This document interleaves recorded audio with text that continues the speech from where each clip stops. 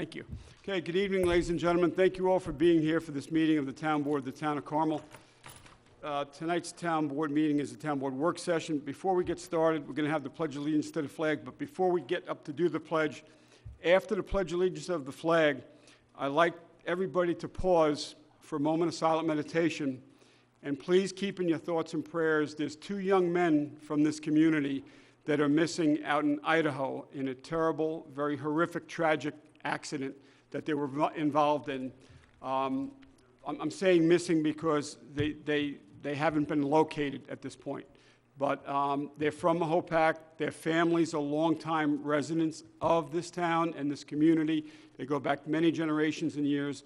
And I'm not going to mention the names at this point, but I will tell you that we're all thinking about the family, and they're in our hearts and our thoughts and our prayers. And I'm asking all of you to please send your prayers and your thoughts to this family from Mahopac, that their loved ones are found and are returned home and brought home safely.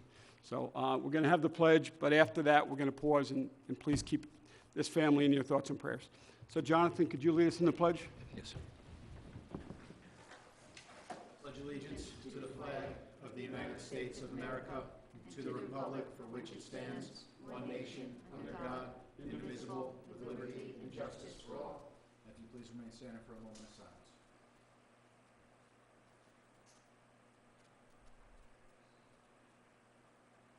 Thank you. Okay. Thanks, Jonathan. Okay, once again, thank you all for being here, and thank you all at home for watching tonight's Town Board meeting. The date is Wednesday, May 23rd, 2018. And for the record, all Town Board members are present with us this evening, as is Greg Fulchetti, our Town Council, all the way down to my left. And we have Mary Ann Maxwell, the Town Controller, is going to be presenting an item on the work session agenda. And Jimmy Gilchrist, our Recreation Parks Director, is here also. And Glenn Josie, the Town Assessor, is in the audience tonight with us as well. And we also have our State Assemblyman from the 94th Assembly District that's here tonight, Kevin Byrne. Thank you, Kevin, for attending the meeting. And before we get started, Kevin, would you like to come up and make an announcement on a couple of items that you're dealing with? Come on up, Kevin. Thank you, Supervisor Schmidt. And I wanted to say, as I was sitting here before, I told Deputy Supervisor McDonough this. It is so awesome to sit and see that sign up there. Town of Carmel is a Purple Heart community. I know you guys did that several years back, but that is just awesome, and it gives a great sense of pride to be a Town of Carmel resident. Couple things I want to tell you about. We had a really tough time in the state of New York. A couple of weeks ago, you may have read an article in the New Yorker about the former Attorney General, Eric Schneiderman. I don't want to make this an opportunity to bash him, but needless to say, a lot of people that believed in him were extremely disappointed, and he ended up resigning in disgrace. But what we had to do to follow that there was a lot of debate. What will the state legislature do? The state of New York's Constitution is very clear on this matter. The state legislature shall fill the vacancy for a statewide office, including the Attorney General. So there is no, could we have left it blank or anything like that. Now, the acting Attorney General was a lady named Barbara Underwood. She was a Solicitor General under Attorney General Schneiderman. She was the Solicitor General under Attorney General Cuomo, Andrew Cuomo, who's now the governor. She worked for the U.S. Attorney General's office under President Clinton, and then for a short time with President George W. Bush. I bring this up because as acting Attorney General, we still needed to make an appointment. She was just in the line of succession within the procedures laid out in the AG's office. So we, for a change, a refreshing change in Albany, we actually had a transparent process. You know, you hear a lot about 3 men in a room. This was a process, and that I'll actually give the Speaker of the Assembly some credit on. We had a bipartisan panel with representatives from both the majority and minority conferences in the Senate and in the Assembly, interview candidates. Anyone was able to apply. We had applicants from the New York State Assembly, colleagues of mine that I work with. And after that 2-day process of interviews and evaluations, the panel decided that one of the most important criteria was they wanted the state legislature to appoint someone who wasn't going to run. This has happened before in our state's history with appointing a state comptroller or state AG. It's not common, but it's happened. What makes this so unique is that it's an election year. And we didn't want the state legislature to disenfranchise the voters by cutting in between the nomination process and any primary process and basically picking the candidate that would be on the ballot in November. We want the voters to decide. So in a rare occurrence, almost unanimous, except for one member in the Assembly, 200 some odd votes to one, Barbara Underwood was appointed as the first woman Attorney General for the state of New York. And I think we just had a big anniversary last year on women's suffrage. I think that's pretty important. So that's some pretty good news.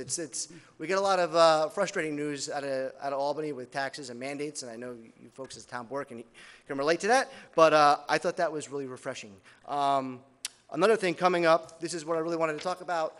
On Friday, we have our Think Differently Community Forum. This is something that legislator Barbara Scucciamaro and I started working on about a year ago, speaking with Dutchess County Executive Mark Molinaro, who is known for his widely successful Think Differently initiative.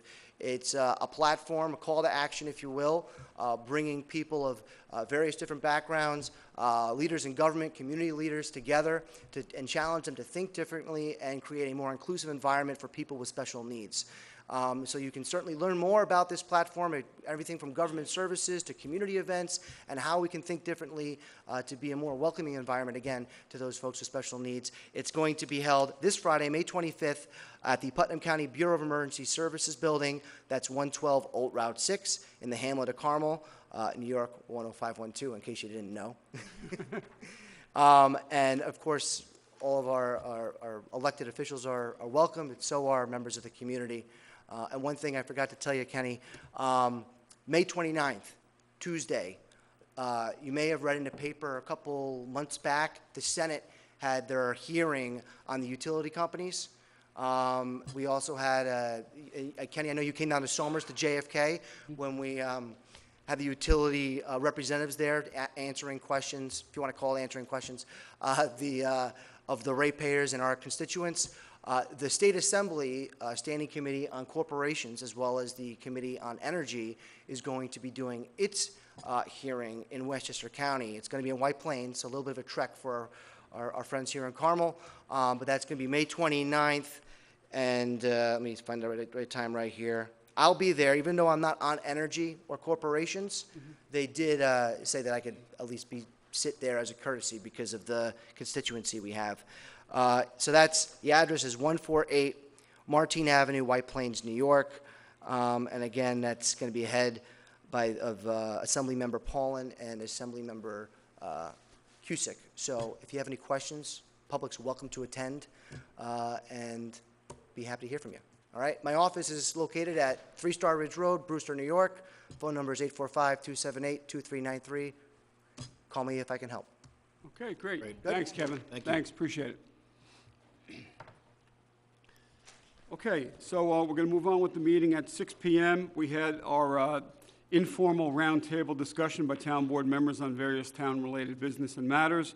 We had it right here in the meeting room at 6 o'clock this evening, and I want to say we had very good, positive dialogue. You know, we covered a lot of topics and, you know, gave the public a lot of good information about goings-on in the town of Carmel and where we are now and where we'd like to go moving forward. So I think it was good. I think we learned a lot. The public actually learned a lot, and the residents that were here got to hear a good discussion. So I like to see those continue. Anybody who's interested in having some dialogue in regards to the town and what's going on in its future, please come out next week. Next Wednesday, 7 p.m., we're going to have a representative from every department in the town, every board that we have in the town. We'll have the town board present, and department managers. We are looking to have all of our consultants as right. well, and we're here to discuss what the future holds for codes, infrastructure, master plan, and we want feedback. We need feedback. So if you're a member of the public that has anything that they'd like to address as a concern or any questions that they'd like answered, next week at 7 p.m. is going to be one of the best times you'll possibly be able to have. Yeah, great. Yeah, thanks, Jonathan. And you can get that information on our new Facebook page. Yeah, yeah, thanks to Jonathan and Thanks to Ann. Annie. And Annie. Okay, so the first item on the agenda this evening is Mary Ann Maxwell, the Town Comptroller. This is to consider request to authorize budget revisions 2018/2-2A. Mary Ann, welcome. Thank you. Okay, good evening. These are to consider the budget revisions for March and April 2018. Number 1 on page 1 in the general fund, and number 2, we're providing for the retirement payout of accrued time to 2 police officers that retired earlier this year. One payout was $82,516, and the other payout was $52,118. These funds are reserved in our compensated absence fund balance. Number 3 is to provide for a police overtime expense from 207C revenue received. That is also from 2 officers that are out on 207C.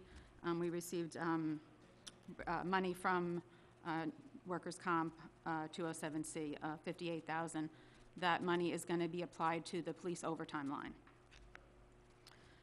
Number 4, we're providing for recreation credit card fees for $9,500 in credit card fees. The town absorbs these fees, so we created an expense account. What we were doing in the past is we would just deduct it from the revenue that was coming in, but really it should be an expense to the town, and I've talked to Jim about this, possibly raising the fees to offset the expense of the credit card, even though I think the revenue has increased since we are accepting credit cards. So I think right? Yeah. So I think it's a wash, but it does. On a side note, my private business, I'm actually doing a webinar tomorrow on the appropriate and legal way for businesses and organizations to pass on the surcharges that credit cards have. Okay. So I'll get back in touch with you guys, because I know in regards to receiver of taxes, we had just said Well, that the they'll receiver be tax, charged. yeah, Yeah. there are certain fees that you can't pass on. So when we set up this credit card, we weren't allowed to pass on these fees to the taxpayer or to whoever, so recreation fees was one of them. Okay. So that's why the town is absorbing those fees. So we went over that when we set up the credit cards probably over a year ago. So, there are certain, the tax receiver, the receiver taxes, they were gonna start accepting credit cards. You can pass that on to that, for that. But for some reason, I'm not exactly sure why, but the recreation fees, legally, I don't think you can, but we can look into it further. Yeah, absolutely. I'll work with you guys on that to Okay. see if there is a way that we're able to legally do that. Because my belief is we shouldn't have every person who's participating pay more for the convenience of some using their credit cards. Right, well, If it's legally able to be done. What you can do is, when we do the user fee schedule next year, we can do, a higher price if you're paying credit cards. I don't know, yeah. We're gonna do a similar adjustment right across all programs. So we'll use a small dollar amount. Yeah, it's not gonna, Everybody's signing up online. exactly, everybody is, There's yeah. no way I mean, around it's- it, right? I would say, There's a yeah. 15-minute time slot to get it before it fills up. I've heard that they're filling up Yeah, I so would say quickly. at least 80% is credit cards now, It's not, right, exactly, we did talk about that, so, okay. So anyway, we had to recreate an expense account to properly account for that. Number 5, we're providing for the new lifeguard building down at Sycamore Park. $20,000 is coming from the capital fund balance. We had talked about that during budget time. So I think we had talked about originally $25,000, but Jim said it's going to be about $20,000, correct? So, Was it delivered yet, Jim? yeah. Oh, nice. Nice, yeah, All it's right, very nice. I good. actually went over and saw it. I'll have to come over and take a look at it. It's nice. How's it look? Nice? Yeah? The lifeguards will be happy. Yep. Bob, you should go down and take a picture, and then you can tell everybody to come to Sycamore Park and go swimming and play on the beach. Use the slide on the Use docks. the slide. Fix the fence first, yeah. Yeah. Okay, so number 6, we're transferring $7,500 for the parking consulting fees. That should finish out the contract on that. Number 7, we're transferring for legal costs associated with the property acquisition in downtown Mayapack, Swan Cove. That's $4,000. That's coming from the contingent line. Number 9, we're transferring for taxes and fees associated with the property acquisition as well. That was $29,000. That was also done at closing. Number 11, we're transferring $17,000 for the building demolition expense. All of those three that I just mentioned are all coming from the contingent line, which is what we had talked about. Number 12 and number 13, we're transferring for miscellaneous expenses at Chamber Park of $1,900 and $2,500 for a pitching mound at Camarda Park. Mary Ann, just a quick question. What building was demolished? It On hasn't number been 11. demolished yet, but we have to transfer the money. It's the Swan Cove. Oh, okay. It's, for the cost associated with the asbestos, the quotes that we've received, that I think engineering received for the asbestos removal or to have the asbestos study done. Study done, yeah. Engineering gave me that quote of $17,000 to transfer. That should cover the cost completely. It may come in lower, but we need to get the transfer in there before the expense happens. So of the analysis, the actual study, the study that was done, and cost associated with Yes. the abatement? Yes, Okay, correct. all Yeah. right. Okay. And the dumpsters. Yeah. And the, Mike? Dumpsters. And the dumpsters, yes, Yeah. and the At cost. dumpsters, right. Yeah, I mean, I got the estimate from engineering. I can find out further. Yeah, can you send me a copy of that estimate, please? Sure, yeah. Thank you. Okay, so number 13, again, was a pitching mound at Camarda Park for $2,500. On page 2, in Carmel Sewer District number 2, we're providing for contractual expenses. Contractual repair is covered through an insurance claim. In Carmel Sewer District number 6, number 20 on page 2, we're providing for contractual repairs of $12,651. That was also covered through an insurance claim. On page 2, the drainage capital project, we're recording the 2018 capital authorization and providing for the proceeds of borrowing. On page 2 also, number 23, we're providing for the capital expense from approved borrowing for the land acquisition capital project. So that's $900,000. The drainage was $125,000. On page 3, we're recording the 2018 capital authorization of $750,000. Also proceeds of borrowing, that's for the highway resurfacing project. Where was that? Number 26, we're recording for the 2018 capital authorization, $600,000 for machinery, highway machinery. Ask her where the, Mary Ann, I'm sorry. That's Number okay. 12? Number where- 22. the 22. 22. Where was that drainage? I'm sorry? the Where drainage. was the It's drain? it's the drainage that Mike Simone requested. Okay, I'm not sure what got it. is, but that's, the Highway capital? 125 is the capital project that he was requested. Okay, Okay? yep.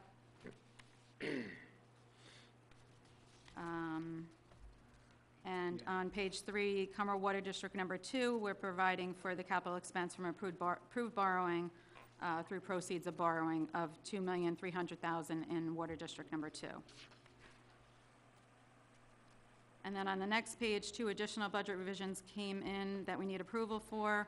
One is to provide for a fence and sign damage at McDonough Park and the dog park. This is from an insurance claim that we received, $45,000. And then in the park districts, we're providing for a dam hazard classification study. Per resolution, I think the total on that was about $14,000. $14,500.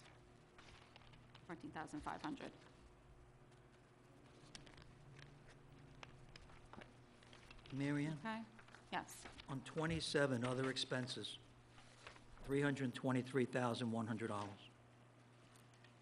That's an estimate. I mean, I know that the engineering cost was $189,200, and I know that the capital contractual expenses for the construction was $1,787,000.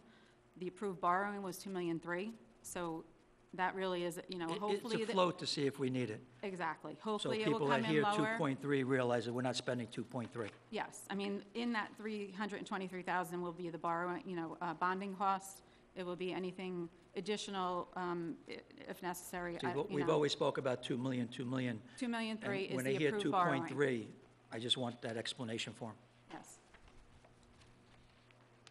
Okay, Thank you. yep. And Mary Ann, I just want to make one comment, and this is just a general comment, it's not even a question for you. On number one, you had mentioned that we had 2 of our police officers retire. Yes. I just want to mention, for the benefit of the public, that we are in the process of hiring replacement officers for those officers that retired.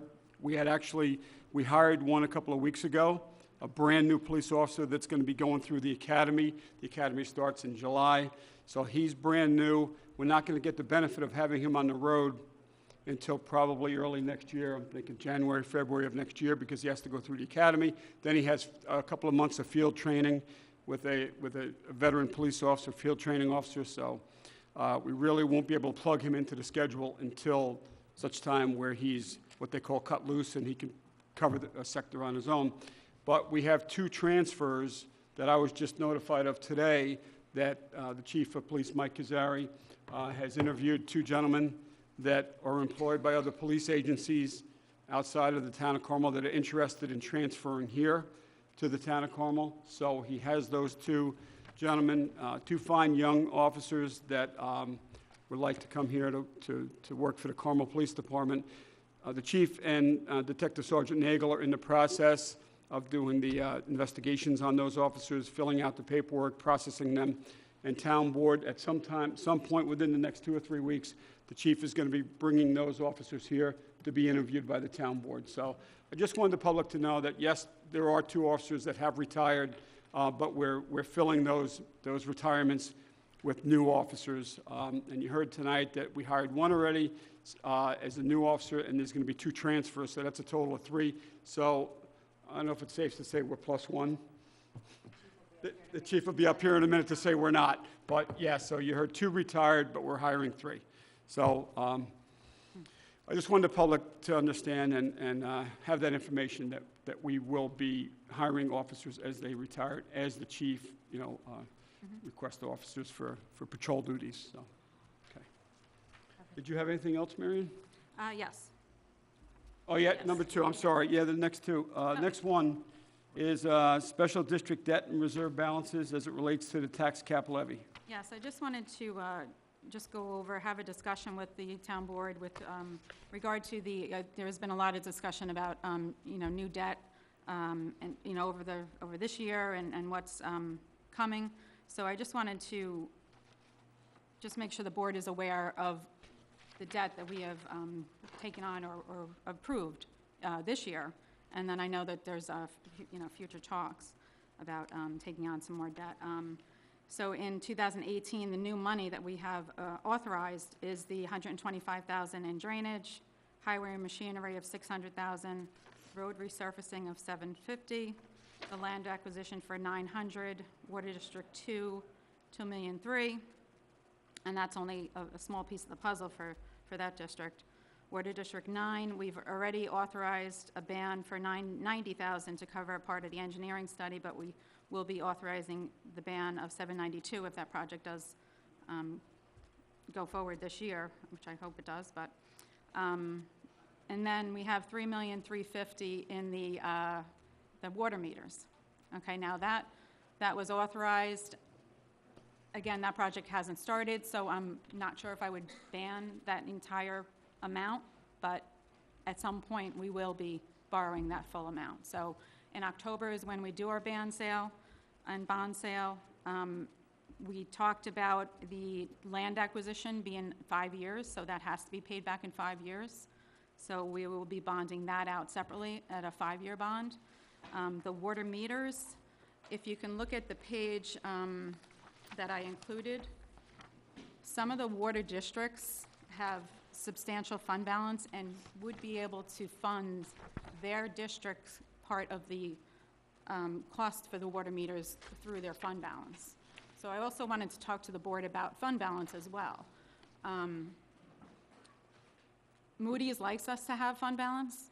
They say you never have enough fund balance. State Comptroller's Office have written up towns for excess fund balance. I went to a training class 2 weeks ago, I think it was, and there are towns that have gotten written up for have an excess fund balance. Now, I don't think we have excess. We do have a fund balance policy, which we do fall within, but the state comptroller's office won't give you this is where you need to be. You know, they just, kind of say, well, you just have to come up with a policy. So I talked to Jonathan about this earlier today or yesterday, I forgot what it was, and I'm going to take a look at that policy and, kind of talk to other towns, see what they do.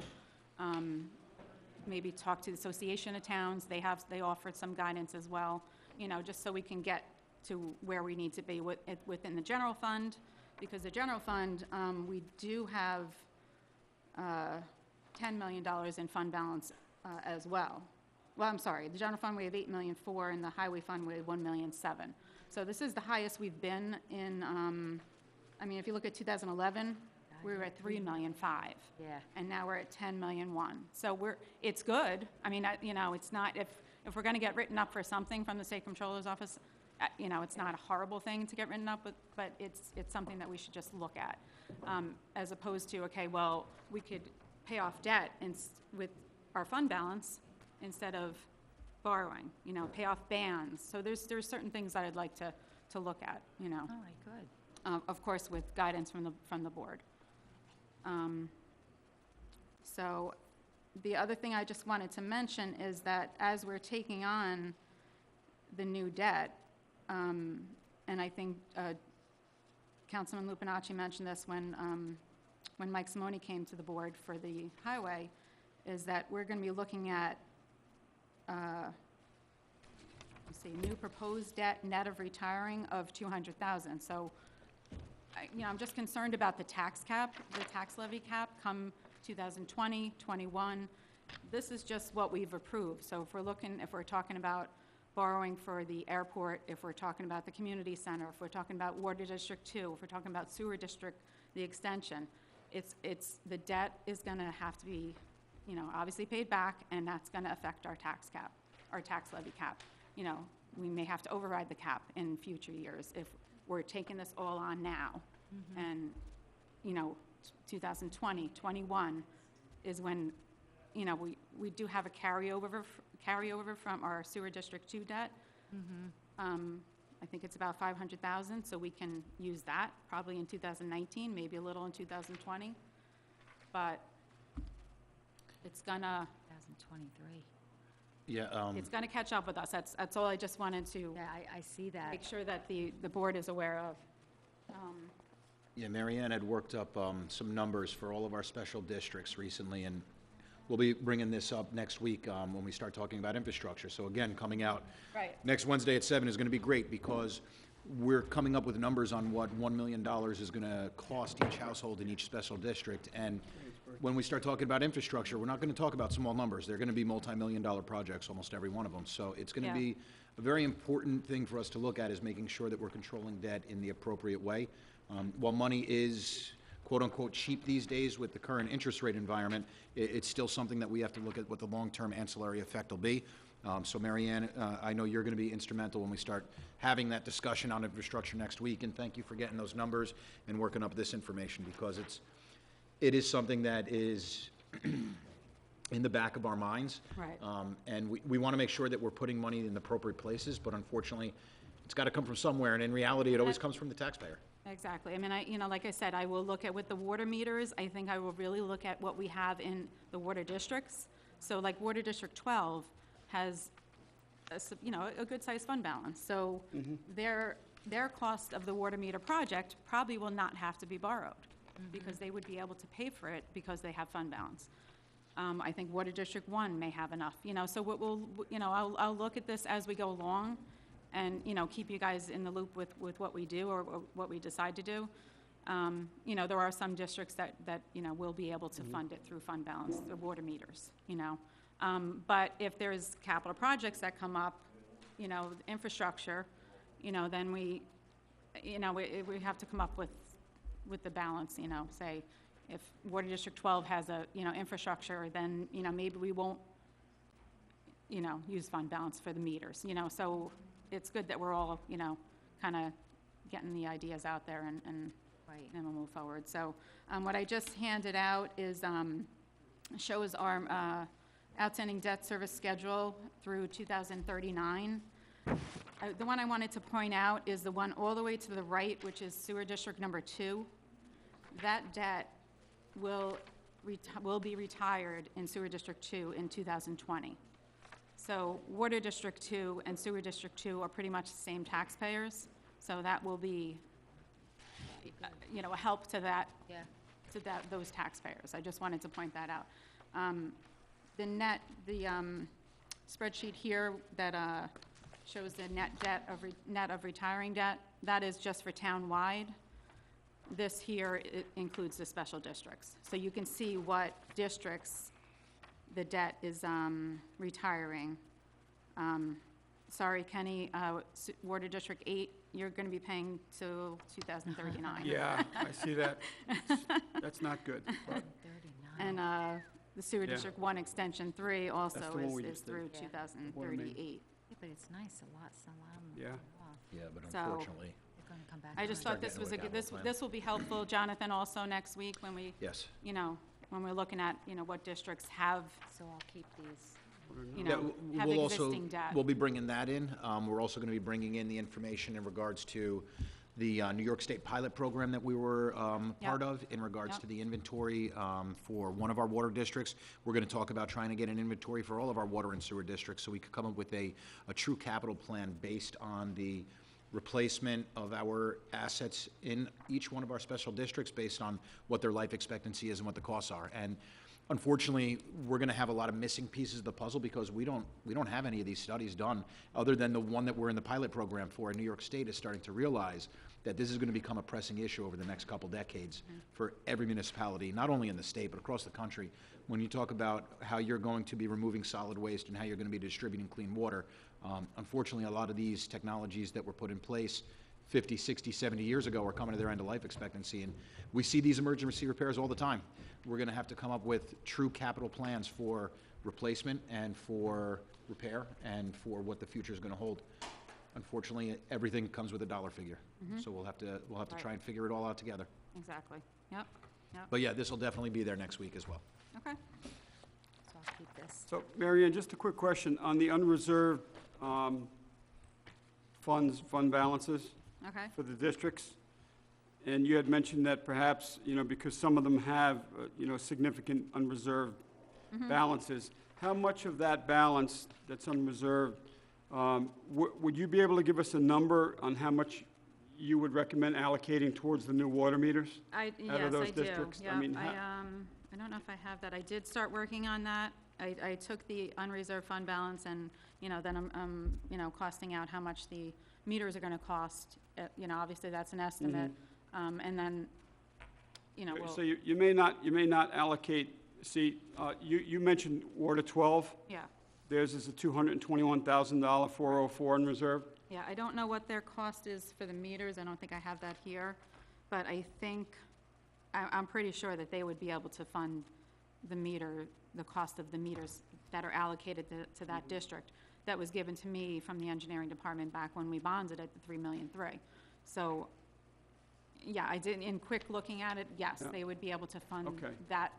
their part of the capital project through the fund balance. So Okay. those taxpayers wouldn't see a tax increase. They may have seen it over the years when taxes were, and I think the way the fund balance became, because the expenses came in lower than what we budgeted, a couple years, or maybe the water meter rents came in higher than, So I don't know, it's probably a combination of both, so. I agree with you with your concept of the ones that can afford to pay for the meters in their unreserved balances. Yes, I would recommend that we Right. did. I mean, obviously, we're not going to wipe out the fund Right, balance, but if they right. can, if they can cover it, then, we'll look at that, so. So that would prevent them from taking on a substantial amount of new debt. Or debt, yeah. Yeah, so they could And pay the it water down. meters, I mean, what I anticipate doing is doing that over 5 years also, because it's really not, I mean, $3.3 million is a lot, it's a big Yeah. number, but when you break it down to the cost per meter, I think it's $800. It makes sense to do it over 5 so, years. I yeah. agree with that too, Mary Ann. Yeah, so, Right. All right. okay? Okay, any further questions or comments from Mary Ann regarding her 2 items she presented? No, but if, Mary Ann, if you could stay up Thanks, for the Mary. next one. Yes, of course, Great, yeah. thank you. Yep. Yeah, great. Thanks, Mary Ann. Yep. Marion, you're not here for number 3, right? I'm gonna say, Okay. I'm gonna say, yeah, yep. I'm saying Okay, yes. so number 3 on the agenda this evening, Councilman Jonathan Schneider. It's really the whole board, but Councilman Jonathan Schneider and Recreation Committee, discussion of airport capital project, budget project estimate submitted by Insight Engineering. So we have Jimmy Gilchrist, our Recreation Director. Dave Fafaro is here with us also. I believe I can say the chairman of the Recreation and Parks Advisory Committee. That's official. It's official. Okay, congratulations, Dave. So thanks for being here, guys. So we're going to talk about the airport project this evening. So Jonathan, do you want to open it up? Or do you want to? Really, on behalf of the whole board, we're just looking forward to taking this to the next step. That's why Mary Ann is here. She's worked up the numbers in regards to bonding. That's why we have Jim Gilchrist and Dave Fafaro here. So if you gentlemen wouldn't mind, maybe just briefly go over what the project is to refresh everybody's memory from a couple months ago, and then maybe Mary Ann can just go over what we're looking at for numbers. Greg, after that, maybe you could tell us the next steps to get a bond, and then just keep this machine moving. Yeah, so this is the build-out of the airport park, right? We're gonna put 5 full-size soccer fields, parking lot, a concession stand, some bleachers. We're gonna try and get a walking trail in here around the perimeter. All the amenities. We're basically gonna try and dress that up similar to Baldwin Meadows. That's what we're looking to do, is to build a soccer complex there. I've had a few meetings. I've talked to Susie and John, and I met Insight to talk about, the best way to let this out, and we're still kind of talking about that, because we have this dynamic where you get really good contractors to do the earthwork, and sometimes those guys aren't as good at building fields as they are at moving mass earth. So we have to kind of work through those type of things. But we're excited. We're ready. It's going to be a nice park. We're ready to go. I think we're pretty much all our permits are in place and ready. So the project is ready. And this $2.2 million includes everything that Dave mentioned, playground. It includes fencing, water, well. irrigation. It includes irrigation, storage, distribution, and also It's a complete build-out. septic. Right? Everything is going to be there. Some minor adjustments to the road, really just just from the corner in. It picks all it up. The pit, the parking lot, bleachers. Am I missing some landscaping? Large pavilion. Yeah, pavilion, right, there'll be a pavilion there similar to what we have at Kamada Park. Right, so Maybe someplace you to go. guys can kind of go over just maybe an expected timeline. Now that we're moving forward, we're talking about the financing of it. So my thought is that this would probably go out, if I had my druthers, I would bid this sometime late summer, at the end of the summer season, because that's kind of the best time to bid it's what I've done my whole life, so I kind of know when you're going to get your best numbers in these cycles. And that is the time to do it, is sometime late summer when guys are looking for a fall project or a winter project. That's when would be the best time to do it. And then my guess is you probably won't get on these fields until sometime, the best case scenario, I would think the fall of next year, because you have to have a whole full growing season for this grass to grow. And probably, in all honesty, probably be the spring of the following year if you really want to be honest about it. If all things fall right, you may get there and you may do some stuff in the fall of next year, fall of 2019, but in reality, it'd probably be the spring of 2020. That's probably, that should be the right timeline. And then I guess in regards to that, MSA is going to make all accommodations necessary for adjusting their We've already started maintaining the northern end of the airport. That's going towards the golf course. So it's probably about 2/3 the size of where the existing soccer fields are.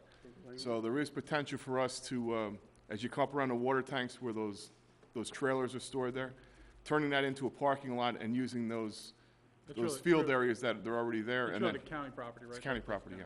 Okay.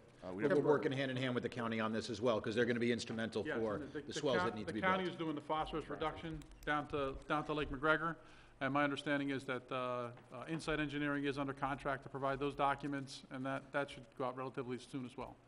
So that has to really happen before anything can happen, because there's basically a trail that goes down to the lake that needs to be rip-wrapped. Large so riprap that, drainage well. What's that? Large riprap drainage. Yeah, well large, going down. so that you don't have the phosphorus into the lake, and our detention basins actually tie into that, so that's really the first piece of it. So that's supposed to get let relatively soon. Not a big project, I think somewhere in the $100,000 range, that piece of it. And they would be accessing from Red Mills Road area, not through the airport park. They'd be coming in on the back end. The county to do the work. The counties can do that work, yeah. Yeah.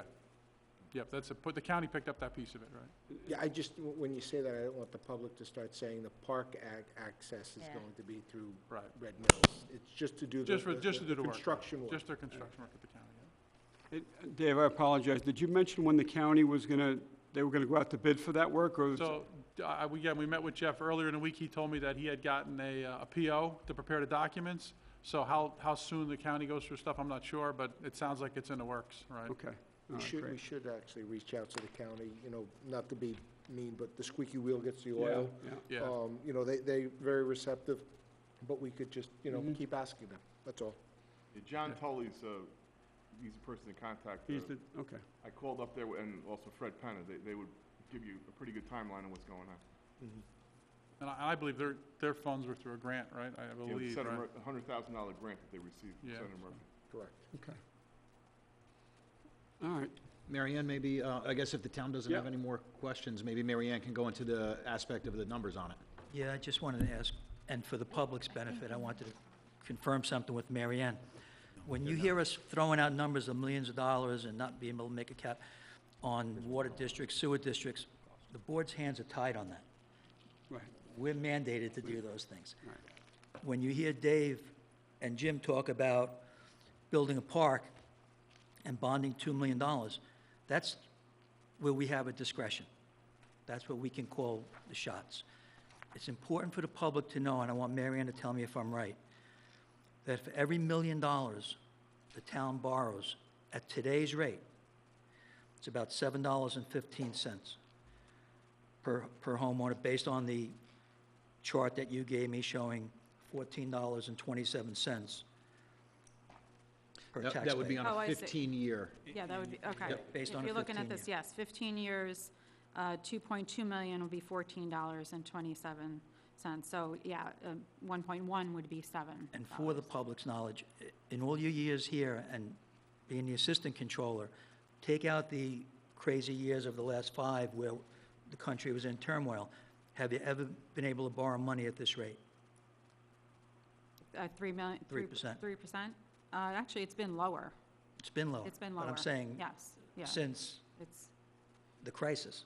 I would say 2009, it was, Right. yeah. But I'm of saying in course, normal yes. times, Yeah, oh, yeah. would you yeah. be able to borrow money at 3%? No, No. no, you're right. yeah. Okay, so Yeah. that's, No, absolutely. You know, money is this is found, cheap the public now, has to please understand that the rates today, I hate to say a gift, but in reality they are. If we don't do this work now and borrow at 3%, eventually this work's going to get done. It might be 5 years from now, 6 years from now, 7 years from now. Yeah, no, We're going to be paying a lot more than that. right. So it's $7.15 per house for 15 years, Per million. per Per million. million, per million, million, yeah. yeah, yeah. So And that's the formula you have to use. It's the number that I want to point out is the 185,000, which is the annual debt service cost. That's the number that is going to bring us over the cap if we do this times another project at 2.2 million and another project at 2.2 million. The tax levy it's capped at about, I would say, 800,000. So that's not including your contractual increases for your police and your highway and your unions.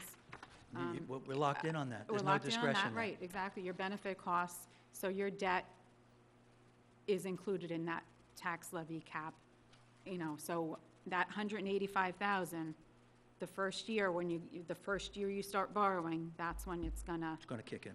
kick in. So if we, now, Dave said this could, be a couple years, so we wouldn't bond this maybe so the project is complete. So if we're talking about 2020, when the project is complete, so then we won't see that until 2021. That first payment depository trust, we have to send a payment for $185,000. that's what I just wanted to, I'm saying money is cheap, and I'm not saying not do this, I just want to make sure the board is aware that it's in, the future years, 20, 21, 22 is when it's gonna, Thank you. so, Yeah, and I think Okay. borrowing money in the future, and I'm sure we're going to see it when we get a firm report in regards to McDonough. I'm pretty sure that we're not going to see a 3.129 to do a bond, and that's just 6 months down the road. right. Right. As you've already said, That's- a year I ago. just said, a year ago, the we were rates were even. we were 75 at basis points below this, We were at 2%, yeah. even I more. think the bonds that we did last year they were under 3%, so, The way the rates are No. moving now is the reason we're moving the way we're moving, to get the cheap money now to get everything done. yeah, That's the bottom line. right. So, but, yeah, if we were to go 20 years, it would be $11, which is, I wouldn't recommend going 20, No. I would do 15. And these are all based on the average assessed value of a home in the town, and that average is just over $350,000. Exactly. So if So your if you have a assessed value is- $700,000 house, Right. just double the number. Well, if you do unit versus. Paying 30. Average assessed value. It's the same. This is based on assessed value, yeah. No, well, Well, it's either way, either method, yeah. and the reason Right. why it's the same is because you're using a true average for the town. Exactly, Just exactly. as an example, but, Yes, I mean, yes. if I had my druthers, I would pick the unit method versus the, Mm-hmm. Right. keep it, someone that has a very Simple. large house should not be paying more money for that park just because they have a large house. It's per parcel, the value goes there. But that's my 1 of 5 Right. thought. Okay. Okay, All right, and- Thank you. any And other, Dave, when were you, you had mentioned earlier, because you've been in this business for a long time, the construction business, when would you go out to bid on something like this? In the fall? I would let the schoolwork kind of clear itself out, and you really want to do this thing, September, somewhere in that, and I think I need the guy in there in October. Again, a lot of this work will be done through the winter because it's just after excavation, and then bring the field guy in the spring. In the spring. of 2019. We did that work out, that piece of it, if that's where we go with this components. Yeah. We did that right in the dead of winter, which is good about a good thing. You get a better bang for your buck. And we're also going to work closely together as these bids come in, and we're going to work closely together with Mike Simone. We're gonna find some places where we can do some cost savings as well. Right. We can do some stuff as users, we can get back from, MSA and those type of things, right, where we can certainly. So ideally, Chip what in. we were talking about the other night is the fall of 2019. That's our goal. That would be an Fingers early date, crossed. Start yeah. keeping your fingers crossed to start having the soccer and lacrosse. That would be like, Oh. I would say it would be an early Actually, date. you mean actually using the fields? That's what we're Actually? hoping for. Hoping for that. We're All being right. very optimistic. Yeah, that would be an All early right. date, I would think. That would probably, everything went perfect, Yeah. that's what you'd fall. All right, Which, But- hopefully, it's a perfect Yeah. world. let's Right. hope. All right, Glass and half full. I'll reach out to the county, Dave, and speak to John Tully or Fred Penn and find out about when that. Status of The the status of that work, phosphorus reduction is. because that has to be done in advance, before we do Really needs anything, to be done before anything. Yeah. before anything. All right, so if we can get that done, Yeah, that's the this- first step in the process. all right, That's the staging. okay. Kenny, the big documents for this project were, that was started, Greg was reminding me, probably back in 2009. All the permits and everything else were completed a year or so ago. Rich has all permits for this project. We've been updating them as they expire. Some of them only last for a year or two. The bid package, the actual large Town of Carmel package, was part of the RFP when we originally did it. Inside Engineering worked with the engineering department in the Town of Carmel to put that package together. So we have, the large drawings, the package, but that should be reviewed by either our engineering department or with Inside Engineering to review it, update it, see if there's anything that needs, some things probably have changed over the last 4 or 5 years, with the apprentice program and different, that was all in there. So that might- Part of the 2.2 is $40,000 for permitting and bidding. Yeah. part. And that, the bid package that we have is for phase, I think, A, B, and C, and that's basically getting to a grade with piles of topsoil, and then having drawings done for a final grade with irrigation, doing a final athletic field grade. That's what those engineering costs were in for. But the original, we spent probably around $159,000 for the original bid package and all of the permitting and design of that pole park. That was done years ago. Okay. All right, does anybody else have anything else for Jim, Dave, or Mary Ann on this? Maybe, Greg, you can kind of go over where we go from here in regards to bidding and what we need to do to keep things moving. I would say that, provided that you're ready to bid any one component of it, and the design is finished, if you're doing it in stages, for whatever stage you want to do, if it's the initial grade, you're going to borrow. So you have to have borrowing resolutions prepared for whatever the estimates are for the specific phase. If you can do it all in one, that's one thing.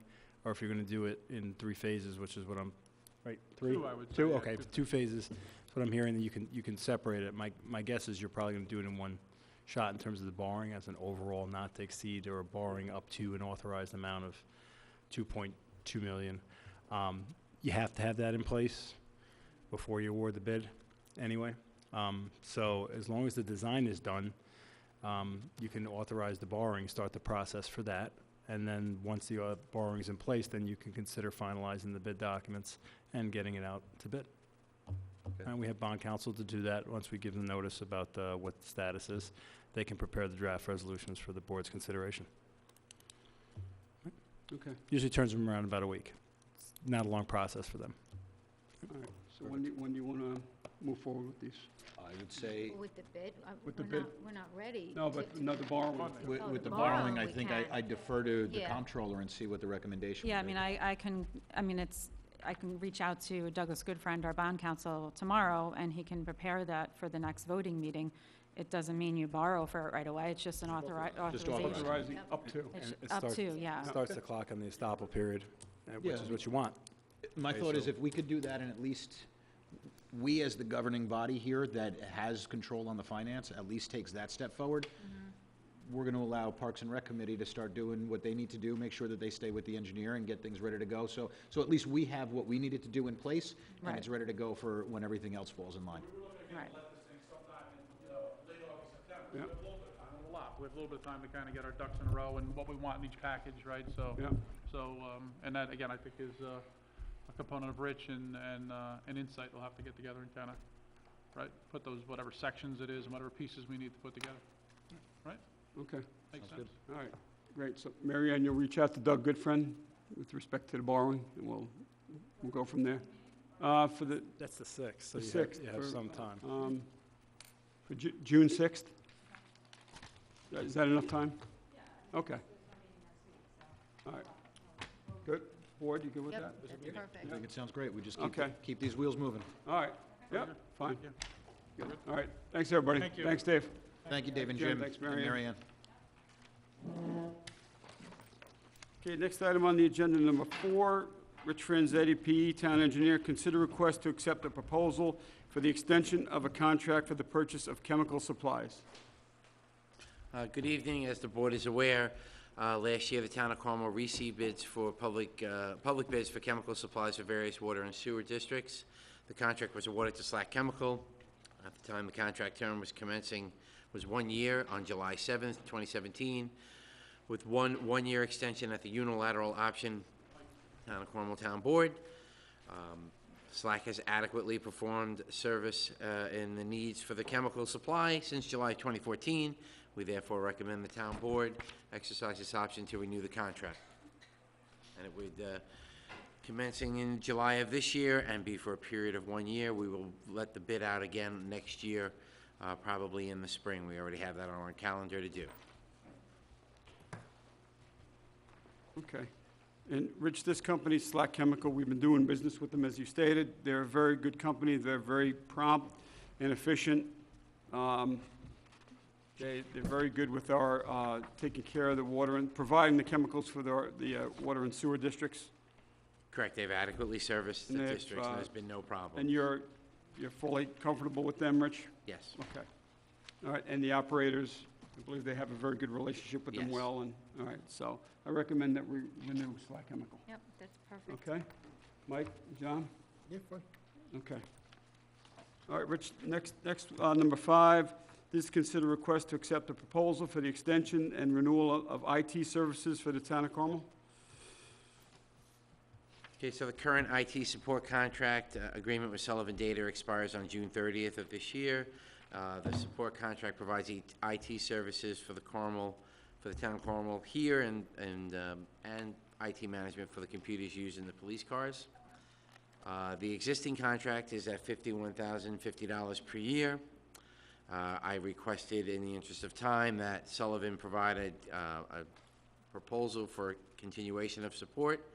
And per Sullivan Data, they increased their base cost of the contract 5% to $53,602.50. And I also requested, because these computers were not included with the original proposal, that they include the town-owned computers at Carmel Sewer Districts 2, 4, and 7.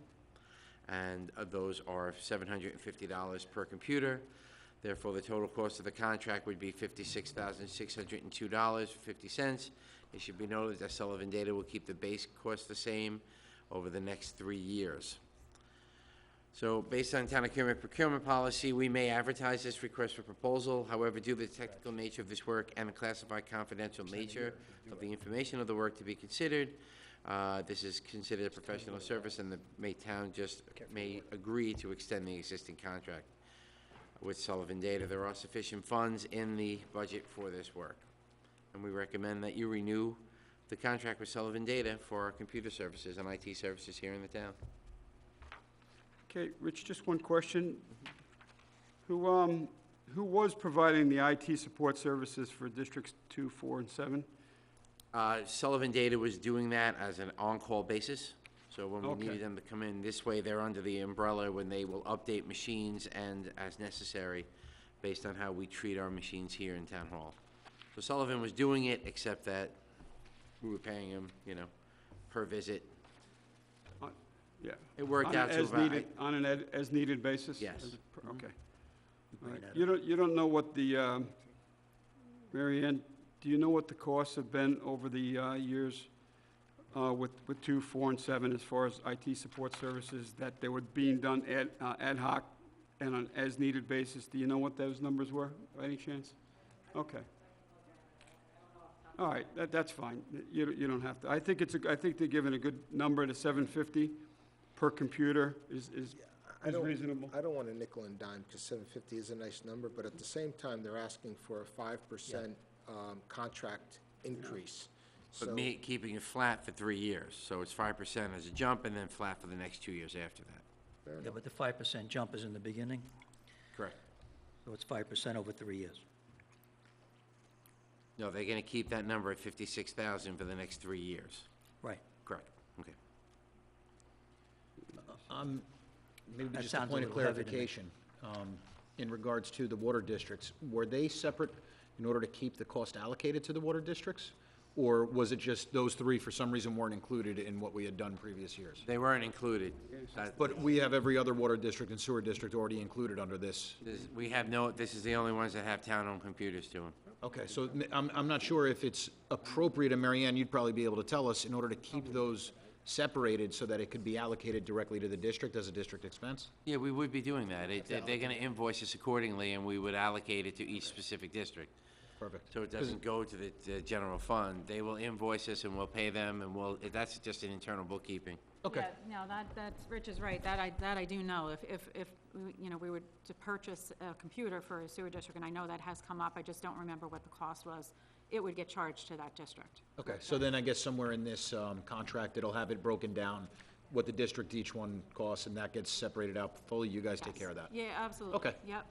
Perfect, thank you. These just for these, 2, 4, 2, 4, 7, yeah. Thank you. Rich, I'm curious, the sewer districts 2, Carmel Sewer Districts 2, 4, and 7, right? And Water District 2. Correct. Who does the IT support services for the other districts?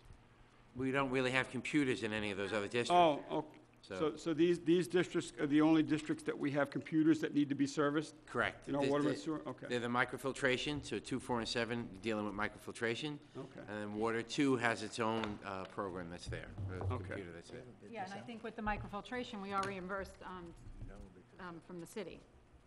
for those costs. Are you reimbursed for the IT costs?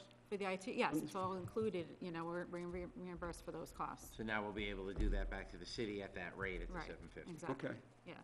So any costs that are associated with the microfiltration, we, you know, have to note that and send that to the city, and then they would reimburse us for that. So these additional costs are going to be offset from New York City for the For microfiltration? sewer district 2, 4, and 7. Okay. All right, so this number, just so I understand, the 56,602.50, that number, That's a general fund. that's the general fund, Yeah. but we'll be reimbursed for the cost of the, that's where I'm a little 750. confused, and I apologize. So don't be confused. Okay. 56,602 is what their contract's gonna be. Right, Take away $3,000 from there, that's gonna be reimbursed by the city. The right, contract that goes to general funds is 53,602.50. okay, So that's general fund, because that's this building and the IT services for all the town of Carmel, plus the police department. I don't know if we segregate out money from the police department as a separate line item, but that's a different story. So, okay, you understand? All right, so $3,000 is gonna be back to the water and sewer districts. right, okay. I'm just uncomfortable with the history here and your last paragraph that says, based on a town of Carmel procurement process, the town may advertise a request for proposal for these services. However, due to the technical nature of this work and the classified confidential nature of the information, the work can be considered a professional service, and the town may just agree to extend the existing contract. It's just, you know.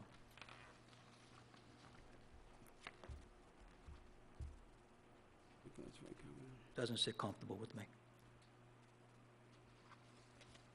Okay.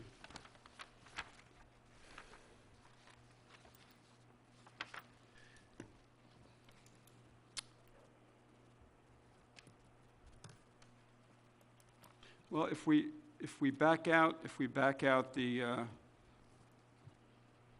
Rich, if we back out the 3,000 for the sewer districts, sewer district 2, 4, 7, and water 2, that would reduce it to the 53,602.50, correct? Correct. Yeah, but then who are you gonna get to do the other ones? Well, Who are you gonna get? well, they're currently servicing the other ones though, correct? Sullivan Data on an as-needed basis? Correct. So we're, We have to see what the amount is. Mary Ann's gonna give you the amount of what it was. yeah. Can you get the amounts, Mary Ann? What it was? I don't know off the top of my head. Okay. You don't remember that? You don't, yeah. My experience with Sullivan Data is that they have done a pretty good job at what they're contracted to do. And I would say with the day and age that we live in with our technology and especially our security issues, a 5% increase for the amount of services that we're getting. I've never questioned Sullivan Data's competency, and I've never questioned their professionalism. While I don't like 5% increases, I can definitely understand, given the professional service that they offer, and given all of the security breaches that have across the nation and across the world been continuing to occur, I'm okay paying the 5% increase and keeping them on board, given the technical nature, given the confidential information that they've had access to for as long as I've been on the board. I've never heard a concern about their competency, their professionalism, or their performance. For 5% and for the safety of the entire town's information infrastructure, I'm okay with extending out the contract on a professional service as one of 5.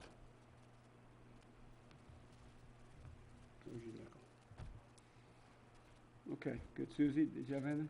No, I'm good. I mean, anytime I've had any questions with them and working with them throughout the, you know, the computer systems that we've been doing throughout the town, they've been really above board. They've been very good and easy to work with. Yeah. And I'm sure we could find a lower cost. I can guarantee it. Will the Yeah, quality but be there? And with sometimes- information, You may not get the same quality. I'm We've just so gone with nervous higher about all bidders information out for the there. quality. Yeah. I'm not disputing anything about what anybody's saying. I just don't like the wording of that, and I'm gonna question everything I'm gonna question everything. But that's not saying I'm not gonna go with them. Just, I want every vendor to this town know that everything is going to be questioned down to the penny. Simple as that. Yeah, agreed. All right. And I just want to echo what Jonathan and Susie said. I've had excellent experience with Sullivan Data. You know, personally, they're here when you need them. You pick up the phone, you call them, they're right on it. So they do provide a really excellent service to the town of Carmel with IT-related issues. So I have absolutely no problem recommending that we renew the contract with them. The only thing I ask for is what those costs are, and then once we get that, I'll probably be comfortable moving forward with the additional. I just want to see what the costs were, that's all. But I'm fine with renewing this with Sullivan Data. So, I'm going to hold off until I hear the... You want to hear what the costs are? Yeah, because everyone, what everyone's saying is valid. Yep. But, you know, if the costs were $200, Makes sense. then I'm going to say, why $750 and $5? But if the costs were $1,200 and they're going to give us another break on the $750, then I say, okay, that's nice. And that's exactly why I brought it up. Exactly. Because if this doesn't make sense, Yeah. you know, then we're not gonna include that, you know, if Right. it's $200 or $300, so. Okay. All right. Okay, we're gonna move on to number 6. Number 6 is also Rich Franzetti, Town Engineer. This is to consider request to award a bid for the basketball court rehabilitation at Sycamore Park. Rich? So Supervisor Schmidt indicated this for the Sycamore Park rehabilitation. This is for the conversion of the tennis court to repair the lower tennis court. So one bid was received and opened by the town clerk for the reference project on May 11th at 11 a.m. The bid was tabulated and 3 irregularities were found on the test spreadsheet. And the corrected bid price is $147,493.40. Originally, it was indicated at $149,734. The bidder has submitted an updated tabulation sheet, a corrected one. And so, based on the Recreation and Engineering Department's prior experience with Sports Tech, that is, the contractor is qualified to perform this work here at the site. Funding for the project comes from 2 sources. Town Board passed a resolution in July of 2016 authorizing $30,000 for the project, and the controller has indicated that these funds are in place. The balance of the funding comes from a DASNY grant, ID 3654. The amount budgeted for the grant of the project is $120,900. Therefore, the total funding is $150,900, which exceeds the project bid amount of $147,493.40. We recommend that the project be awarded to Sports Tech in the amount of $147,493.40. They have bid on this now 3 times. They were the lowest 3 times. And they're very good. Oh, they are. And it is in dire need of the rehab. I've been out there with friends and families, and it's time. Yep, absolutely. Okay. All right, great. Any further questions or comments with respect to this item? Basketball court rehabilitation? No? Okay, good. Thanks, Rich. Thank you. All right. Okay, so that completes the agenda items for this evening's Town Board work session. We're going to open up the floor to public comment at this time on agenda items only. If you'd like to come up and address the board on an agenda item, come on up at this time. Okay, there being none, I'm going to now open the floor up to general public comment. This is the new business open forum portion of the meeting where you can come up and make any comments. If you have any questions for the board, any issues related to the town of Carmel, come on up at this time. You must be a taxpayer, business owner, or property owner to address the board at this portion of the meeting. Anyone want to come up? Where are our 2 regulars? They're not here tonight, huh? All right, 'cause Scared them away. somebody must have scared them away. I don't know. Maybe they're on vacation. That'd be nice. But, yeah, all right, so, sure. As a taxpayer, employee, or... You gotta go to that one. No, we keep talking about the basketball courts. There was Yeah. a misprint on the agenda. I think it's appropriate, we did get a grant from New York State for doing a rehab on the front 2 tennis courts, and it'll be converted to a basketball courts. And then what Rich just talked about with the tennis courts being rehabbed to tennis courts. We've talked about it at the Recreation Committee, and I've talked to a number of town board members. I think we should consider the front basketball courts being dedicated to Buddy Decker. Oh, yes. I think, you know, it would be really appropriate to do that. We were hoping to talk about it at our next rec meeting. Maybe having similar benches that we have down at Boulder Meadows. I know, Jonathan, you sponsored one down there. And coming up with a bunch of different ideas down at the basketball court. But, you know, we wanted to try to find the right time to bring that forward. But now we have all the funds available. This would be something that we would be doing right after we do the tennis court. So I would hope that you guys can do that as a motion at one of your meetings. Absolutely. I think it would be 100%. Agreed. Jim, agreed. Absolutely. Okay. Love the idea of getting But- benches down there as well. There are too many basketball courts that have no place for people to sit on the sidelines. We actually were down there years ago designing where the benches and bleachers would go. So that's all been laid out already, so. It's great, Yep. and a great No suggestion. question about that, Good, Jim. okay. Yep. We all agree. We have full support from the Recreation Committee. I was just trying to find the right time to bring something like that up, and I think now's the right time. Perfect. With Yeah. the funds all lined up. Well deserved for Buddy Decker. Maybe next week we could do a resolution on that, piggybacking. Yeah. Oh, yeah, yeah. Right, I'm sorry, the first meeting in June, maybe we could do another resolution right on top of the award of the bid for naming it, and that's, We can, but I'd like to contact Millie and everyone to make sure that they can attend for the resolution. Should have been done at 7. you yeah, know? whatever works on their schedule then, if we need to push it out till Yeah, fall, whenever. yeah. And then, Yeah. I know, but I think Millie and the- Nice to have and family around. The family should Yeah. be here for us. For doing the pro- resolution, at For the least. resolution, yeah. Yeah, definitely, good suggestion. Absolutely. All right, thanks, Jim. Anyone else? New business? Okay, we're going to move on then to town board announcements. I do want to speak briefly about the paving project that is going to be starting up in the Hamlet of Carmel within the next few weeks. The contractor who was awarded the project is Paline Construction. They've been doing road construction for many years, and they're a very reputable, very qualified contractor to do that project. One of the issues, and the state DOT, they were tired of hearing me call them on a regular basis. Assemblyman Burns been involved in reaching out to them up in Albany. Senator Murphy as well, County Executive Odell. We've all been on the state DOT about Route 6 up in the Hamlet of Carmel because I'm sure you're all familiar with the condition of the road up there. It is horrible. They've been patching and patching and patching. The patchings only last a few weeks, and then you have a hole back again. So the contract is to mill the road from the intersection of Route 6 and 52 near Reed Library all the way to Route 312, Route 6 and 312 by Cameron's Deli in Southeast. So it's a long stretch of Route 6 that is going to be milled and repaved. The contract was originally let out as a daytime project, and myself and the Town of Southeast Supervisor Tony Hay, we sent letters to the New York DOT urging them to please reconsider that and to perhaps, split up the project to some nights and some days to try to alleviate some of the traffic congestion that's predicted to occur during the paving hours. So they did agree to split it up. There's going to be 2 nights of paving from 8 p.m. to 6 a.m., and then the remainder of the project will be a 9 a.m. to 4 p.m. paving project.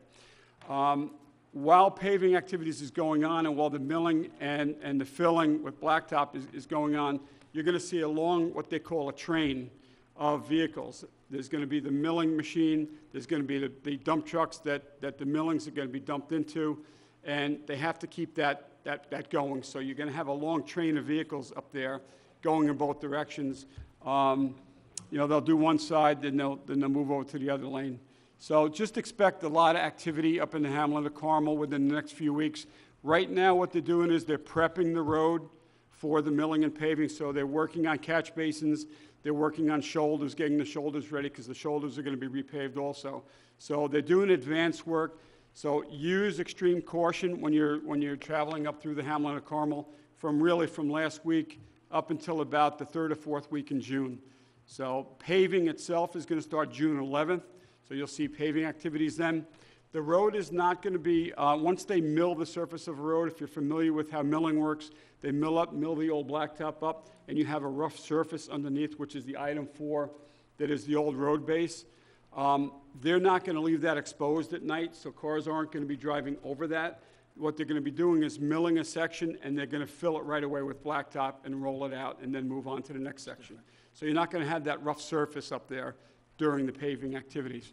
So they're going to have flagmen in place. They're going to have variable message boards out alerting the motorists, the public, that these activities are going to start soon. I believe that I think I saw one out by 6 in Belden Road already, and there might be one over on 6 over by 312. So they're trying to get enough advance notice out to the public, warning them ahead of time that, you know, either take alternate routes to avoid the traffic there or be prepared to have a delay in traffic as they alternate the traffic around the construction site. So we're very pleased that this is happening now. The question was whether, when the contract was awarded, whether it was going to be done in the spring or the fall. We requested, if you can please consider this project for a spring project and move it up in the queue, please, you know, do that, because the road is, the condition of the road is that bad where it needs to get done sooner than later. So they did agree to move it up. And some other good news that I have is that the state also agreed to fund $1.7 million for the paving of Route 6 where Willow Road is. Up, when you're traveling up to Carmel, there's a daycare center on your right-hand side. Just before that daycare center, I think it's Little Feet Daycare Center, at Willow Road. So when you hit this intersection of Willow Road, that's going to be paved up to Route 6 and 52. And then from 52, from the Reed Library up to Route 301 by the courthouse is going to be repaved also. So they added that as an additional project for paving in the town of Carmel. At the urging of myself, Assemblyman Byrne, Senator Murphy, and County Executive Odell, they included funding in that in this year's budget. Kevin, am I correct?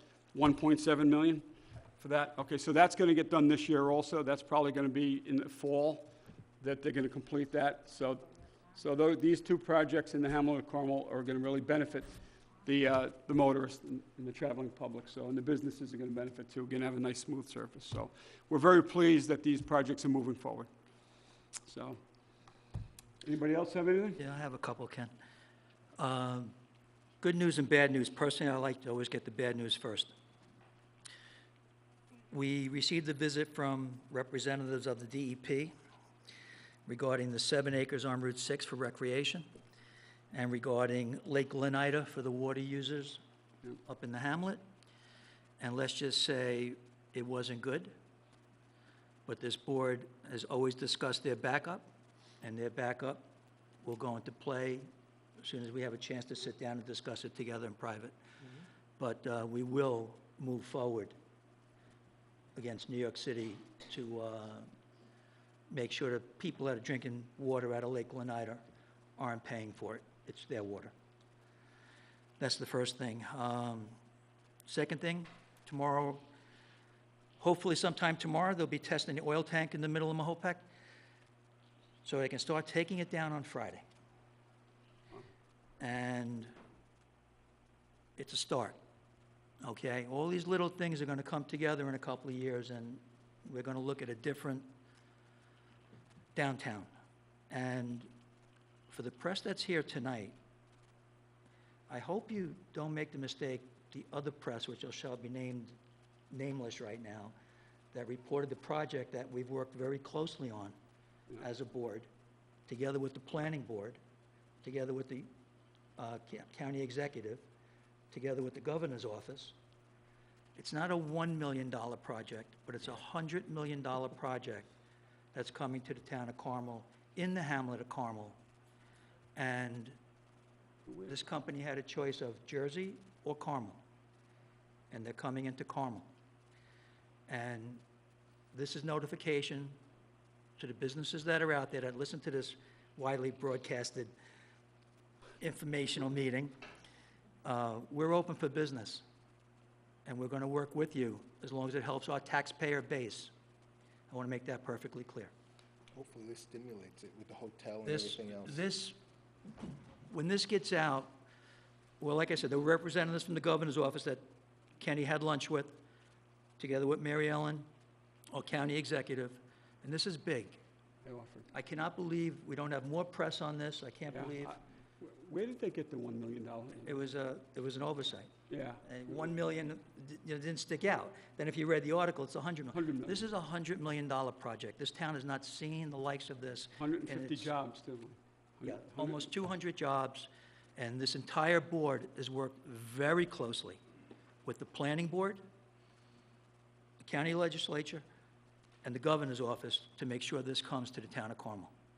And it will, and it's going to come as quick as Yorktown got Lowe's approved, is as quick as Carmel's going to get this approved. Yeah. We are not going it to lose did. them. It broke ground. This- Yeah, That's what I have. yeah, no, thank you, Mike, for mentioning that. It's the Alexandrian Group is who's proposing the distillery. It's up in the old Guidepost property in Carmel, which is the current site of the Paladin Center, of the Paladin Group. The best part is they're redeveloping Yes, an it's a- existing site.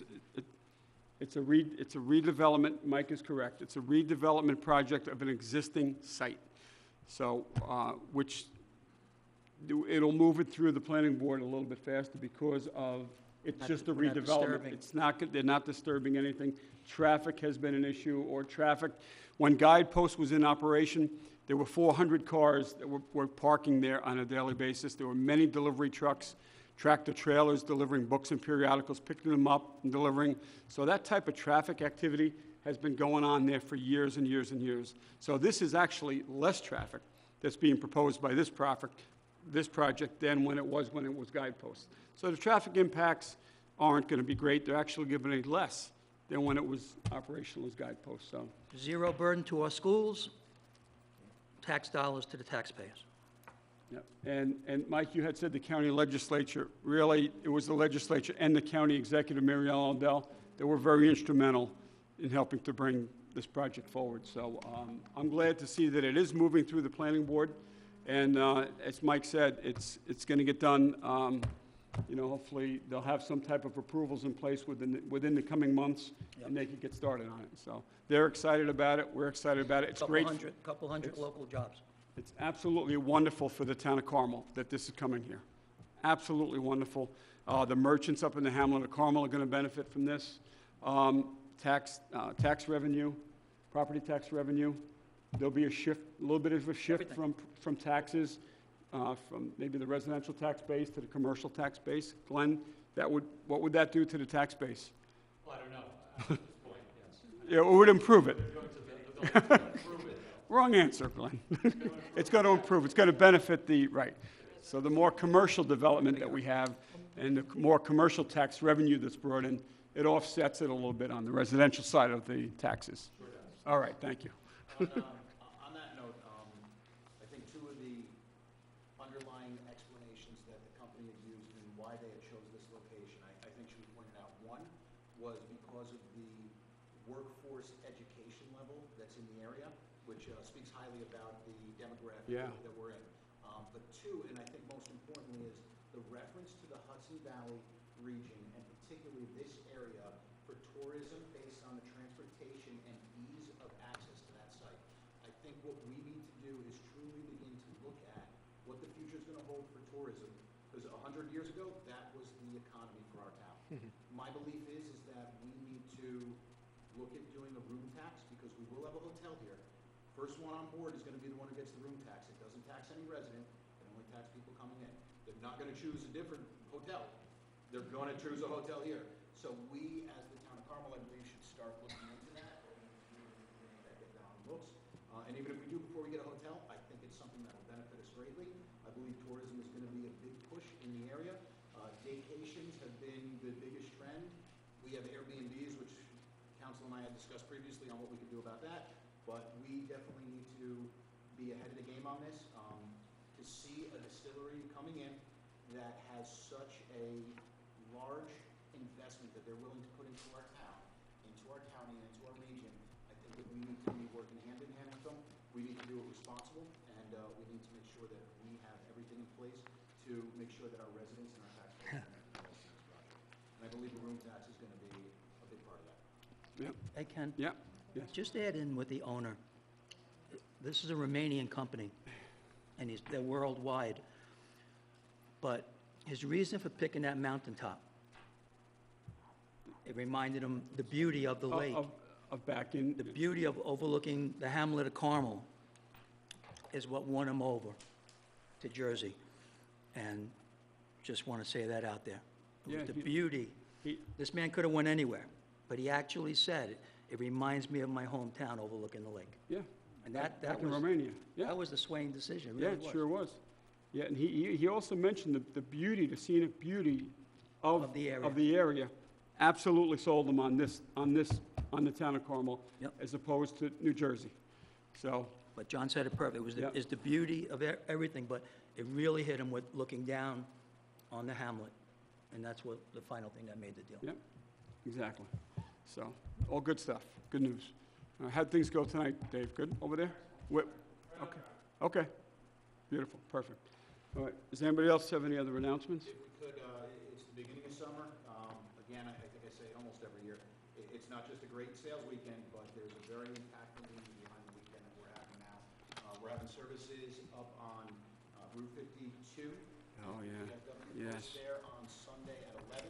Yeah. Memorial Day. We're That's going to it. have services on Monday over by CBS and Mount Hope Road, East Lake Boulevard, put on by the VFW American Legion Post for Mayapack.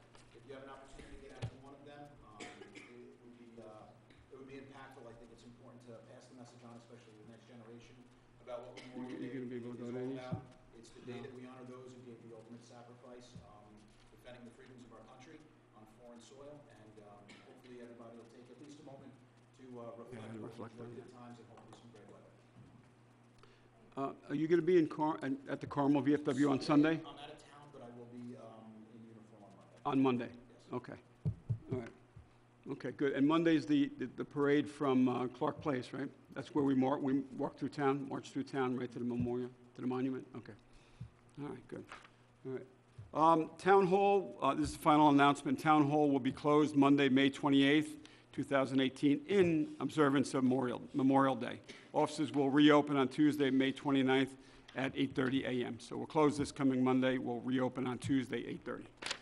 All right, we do have one executive session item that we need to go in with our town assessor, Glenn Drosy. This is contractual updates and certiorari litigation updates as well that council would like to speak to us about. So I need a motion to go into executive session. Okay, so moved by Councilwoman McDonough, seconded by Councilman Schneider. All those in favor? Aye. Good night, everyone. Be well. We'll see you back here next Wednesday for town board voting.